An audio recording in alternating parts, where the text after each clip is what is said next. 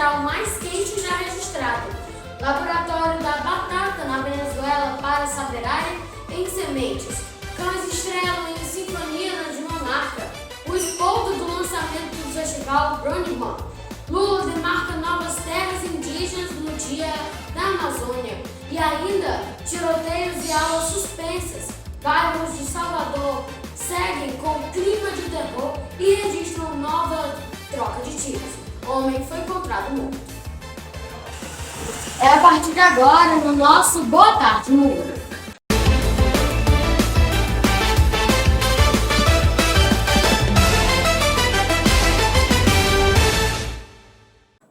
Olá, boa tarde. Começando o Boa Tarde Mundo, já falando sobre um laboratório cercado pelas montanhas do Andes venezuelanos. Dedica-se à produção de sementes orgânicas de batata, o item preferido entre os agricultores da região, muito afetados pela crise e pelo contrabando procedente da Colômbia.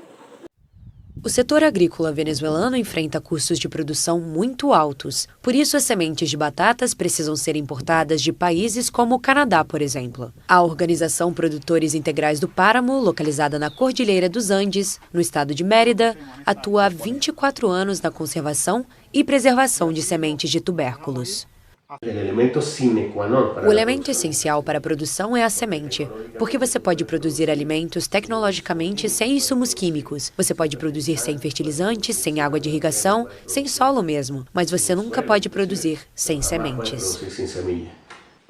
No laboratório são realizados enxertos para o banco de sementes, que conta com espécimes trazidos do Peru, Colômbia, Ásia e Europa. Além disso, 24 tipos de batatas nativas, que existiam antes da chegada dos espanhóis à América, foram resgatadas. Outros itens, como inhame, batata doce, morango e alho, foram incorporados também. Tentamos resolver o problema das sementes dentro da nossa organização, mas o projeto cresceu de tal forma que pudemos começar a visualizar o apoio a outros produtores de outras regiões do país, o que chamamos de País da Batata, porque a batata é a cultura de referência estratégica da região. Com o apoio do Ministério da Ciência, eles levaram sementes de batata para 18 dos 23 estados do país.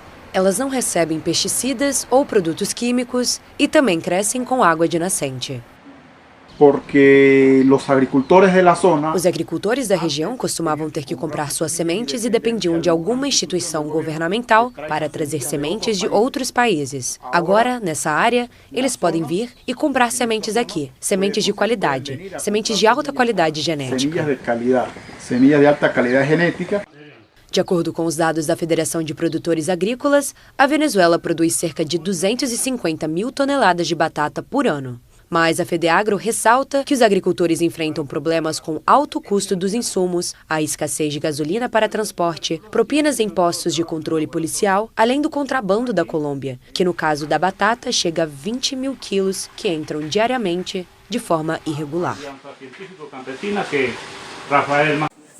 Troca de assunto no BTM e os participantes presos na lama durante o dia do festival Burning Man, no estado americano de Nevada, voltam para casa depois que a natureza estragou grande parte da festa. Os participantes do festival Burning Man, em Nevada, no oeste dos Estados Unidos, tiveram muita dificuldade para sair depois que chuvas torrenciais destruíram a festa. Os organizadores pediram aos visitantes que adiassem suas partidas até esta terça-feira para evitar grandes congestionamentos.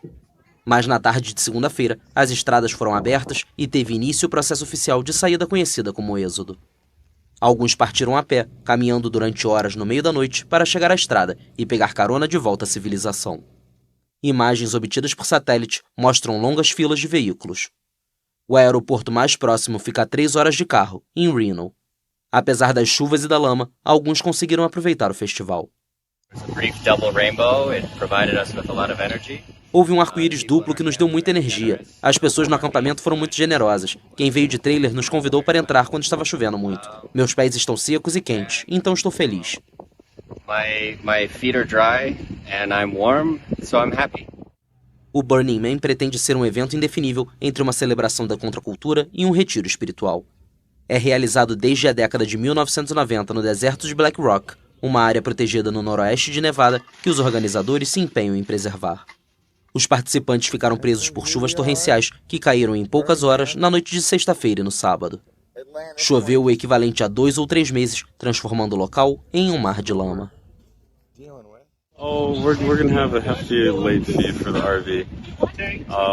Teremos uma taxa extra de entrega para o trailer por causa do atraso. Não importa o que façamos, vamos ter de pagar porque vai demorar muito para limpar o veículo depois disso. Limpar o trailer é provavelmente a parte mais irritante.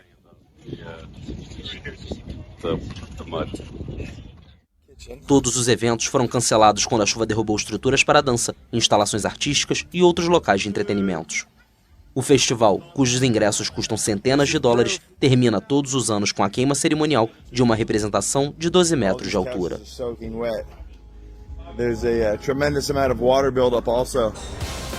Agora nossa primeira pausa no Vogal de Mundo e a seguir, a União Europeia reforça as regras antinópio para 6 gigantes digitais. E ainda, cães estrelam em sinfonia na Dinamarca. O intervalo é rapidinho, já voltamos. Não sai daí, hein?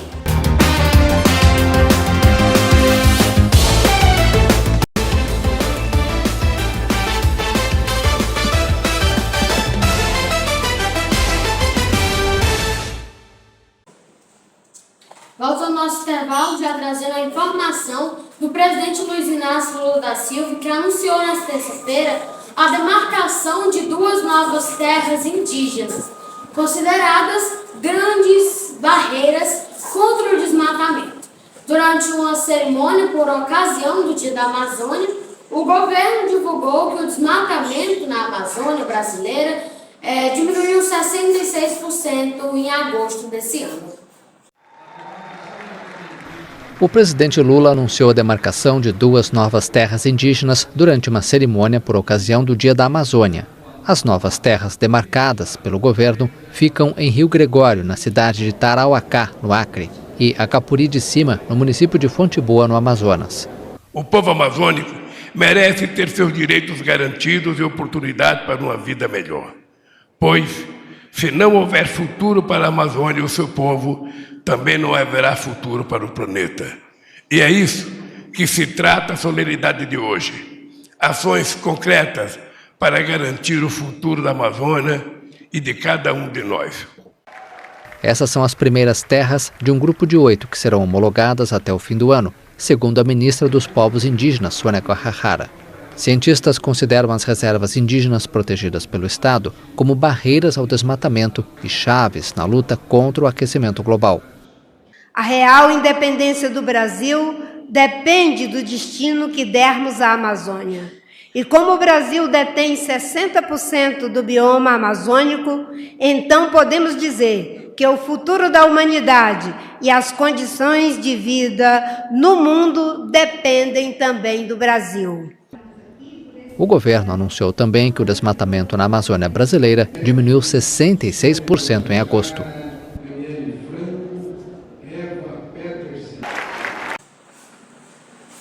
Já mudando de assunto, e a União Europeia vai reforçar as regras antinópio para 6 gigantes digitais: TikTok, Google, Amazon, Facebook, Apple e Microsoft. O objetivo é evitar que as empresas acabem com a concorrência com a sua posição dominante. A União Europeia anunciou nesta quarta-feira que vai submeter 6 gigantes digitais a regulamentações antimonopólio mais rigorosas para proteger o mercado comunitário. As empresas são TikTok e os 5 reunidos sob a sigla GAFAM: Google, Amazon, Facebook, Apple e Microsoft. No total, a UE decidiu aplicar as regras da nova Lei dos Mercados Digitais a 22 produtos dessas empresas, como motores de busca, redes sociais, mensagens instantâneas e navegadores. Em nota, o bloco se refere às empresas responsáveis por estas plataformas, como a Alphabet do conglomerado Google, Amazon, Apple, ByteDance do TikTok, Meta do Facebook e Microsoft. Os sistemas operacionais Android, iOS e Windows e os serviços de publicidade do Google, Amazon e Meta ficaram sujeitos às novas regras. A lista também afeta 6 dos chamados serviços de intermediação: Google Maps, Google Play, Google Shopping, Amazon Marketplace, App Store e Meta Marketplace. A Lei dos Mercados Digitais pretende modificar a fundo o modelo de funcionamento econômico destes gigantes digitais, acusados de minar a concorrência com sua posição dominante. Autoridades da UE esperam que o regulamento incentive a criação de startups europeias e melhorias nos serviços oferecidos aos consumidores.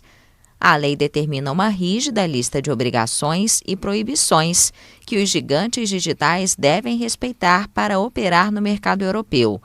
Caso contrário, poderão ser multados em até 20% de seu faturamento. Antes de encerrar o nosso segundo bloco, olha essa informação. No palco da Academia Real Dinamarquesa de Música, em Copenhague, cães fizeram parte de uma rara performance. O trabalho de Kirk, Supples e Sika foi dominar a arte de latir sob o comando enquanto uma orquestra ao vivo tocava a Sinfonia da Caça, de Leopoldo Mozart. No palco da Academia Real Dinamarquesa de Música, em Copenhague, cães fizeram parte de uma rara performance. Sofus, Cookie e Sika latiram com a orquestra da Câmara Dinamarquesa para uma apresentação de Sinfonia da Caça, uma peça pouco conhecida de Leopold Mozart, o pai de Wolfgang Amadeus. O trabalho raramente é executado com cães no palco. Orquestras geralmente preferem usar o som gravado dos latidos.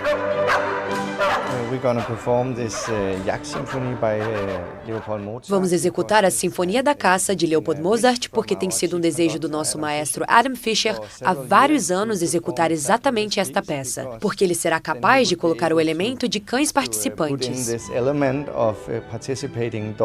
Os 3 cães foram selecionados em uma audição na primavera passada. Os bichinhos de estimação ensaiaram muito com seus donos, que trouxeram guloseimas para fazer com que latissem. A sinfonia é em 3 movimentos, e nos últimos movimentos vamos ouvir a caçada começar e teremos tiroteios, e então os cães começarão a latir ao redor da cena.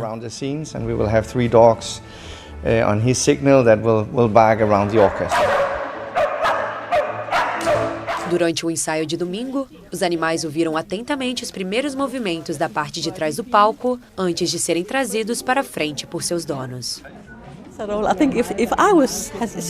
Acho que se eu tivesse que estar lá sozinha, acho que ficaria nervosa. Mas toda a atenção está voltada para ela. E você sabe que ela é estrela. Estou atrás dela com todas as guloseimas. Sofus, Cookie e Sika dominaram a arte de latir sob comando e entregaram uma performance inesquecível no país nórdico. Agora a última pausa no nosso jornal e na volta, no ano de 2023 provavelmente será o mais quente já registrado. E ainda tiroteios e aulas suspensas. Bairros de Salvador cerquem com clima de terror e registram novas trocas de tiros. Um homem foi encontrado morto. O nosso intervalo é VaptVult. Já voltamos.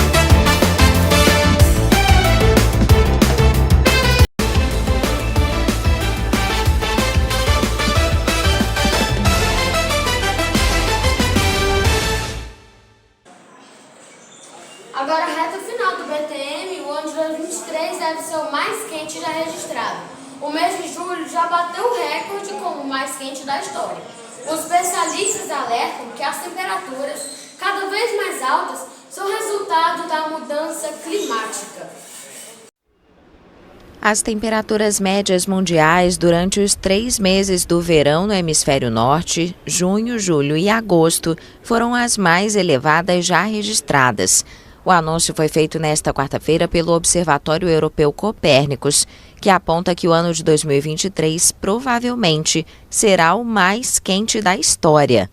O Instituto detalhou que a estação de julho a agosto deste ano foi de longe a mais quente já registrada no mundo, com uma temperatura média mundial de 16,77 graus Celsius. Samantha Burgess, vice-diretora do Serviço de Mudança Climática do Copérnicos, afirmou que, dado o excesso de calor na superfície dos oceanos, 2023 provavelmente será o ano mais quente que a humanidade já conheceu. O secretário-geral da ONU, Antônio Guterres, disse em um comunicado que o colapso climático começou e destacou que o nosso clima está implodindo mais rápido do que podemos enfrentar, com fenômenos meteorológicos extremos que afetam todos os cantos do planeta. Segundo Copérnicos, julho foi o mês mais quente já registrado na história e agosto o segundo. O recorde deve cair em breve, levando em consideração as previsões meteorológicas e o retorno do fenômeno climático El Niño no Oceano Pacífico, que deve resultar em mais aquecimento. A noite de terça-feira e madrugada desta quarta tiveram novos registros de violência em Salvador. Os bairros do Calabá e Alto das Pombas, ocupados pela Polícia Militar desde segunda-feira, dia 4, seguem com um clima de tensão e policiamento reforçado, enquanto novas ocorrências de troca de tiros foram registradas nos bairros da Engenho Velho, de Brotas e Nordeste de Amaralina. Veja na reportagem de Rodrigo Jesus. Na noite de terça-feira e a madrugada de quarta-feira, tiveram novos registros de violência em Salvador. Os bairros do Calabá, Alto das Pombas, ocupados pela Polícia Militar desde segunda-feira, seguem num clima de tensão e policiamento reforçado, enquanto novas ocorrências de trocas de tiro foram registradas nos bairros do Engenho Velho de Brotas e Nordeste de Amaralina. No Alto das Pombas e Calabá, região mais central da capital baiana, escolas estão sem aulas desde segunda-feira. As atividades vão seguir suspensas nesta quarta e o policiamento continua reforçado em toda a região, inclusive com o monitoramento aéreo. Por causa do clima de segurança, algumas famílias decidiram deixar o bairro na noite de segunda-feira. Outros moradores que ainda estão no Alto das Pombas e no Calabá não descartam a possibilidade de mudança. Entre segunda e terça-feira, 10 suspeitos morreram em confronto com a polícia. Não há registro de policiais ou moradores inocentes feridos. Na noite de terça-feira, moradores do Engenho Velho de Brotas, bairro que fica a cerca de 3,5 km do Alto das Pombas, viveram momentos de tensão com intensos tiros antes das 20 horas. A Polícia Militar informou que foi acionada e, ao chegar no local, encontrou um homem morto. No Nordeste de Amaralina, comunidade que fica um dos maiores complexos de bairro da periferia de Salvador, também houve registro de tiroteio na noite de terça. Até o momento não há registro de feridos. Em nota, a Secretaria de Segurança Pública informou que mantém as ações de inteligências e repressão qualificada nesta quarta-feira em todas as localidades onde houver registro de tiroteio na noite de terça-feira. Com o registro do corpo encontrado no Engenho Velho de Brotas até a madrugada desta quarta-feira, o balanço da SSPBA entre segunda e quarta-feira é de 11 pessoas mortas, 8 pessoas presas, 4 ações com reféns e 17 liberados, e a apreensão de 6 fuzis e 11 pistolas e 13 granadas. Mesmo com a troca de tiros na terça-feira, alguns mercados e padarias na região do Alto das Pombas e Calabá voltaram a abrir as portas. Apesar disso, escolas da região seguiram fechadas e o posto de saúde do Alto das Pombas e unidade da família Ivone Silveira só funcionou durante a manhã. Nesta quarta-feira, a Secretaria Municipal de Educação informou que, por causa da sensação de insegurança no bairro do Alto das Pombas, em torno de 1.511 estudantes das escolas municipais tiveram as atividades suspensas. Ainda na terça-feira, o governador do estado, Jerônimo Rodrigues, do PT, se reuniu com a Cúpula de Segurança Pública do estado. Já o secretário da SSPBA, Marcelo Warner, apresentou um balanço parcial da operação e informou que a guerra entre facções criminosas é a causa da violência na Bahia. O BTM de hoje vai ficando por aqui. Para rever essa e outras edições, é só voltar aqui no YouTube da Web TV Mundial de Jornalismo e também as reportagens. É claro, só voltar aqui no nosso canal do YouTube. O Jornal Mundial chamo sempre, enquanto essa semana vai ser totalmente Jornal Mundial, ok? E é isso, gente. Queria dizer pra vocês, quem me segue lá no Instagram já viu, que o nosso convidado do BTM Entrevista será Ney Ismael, que é administrador da página do Conjunto Extraordinário. Ele vai ter um papo super legal. Eu espero vocês, tá? Quinta não, perdão. Sexta-feira vai ao ar. Tchau, tchau, gente!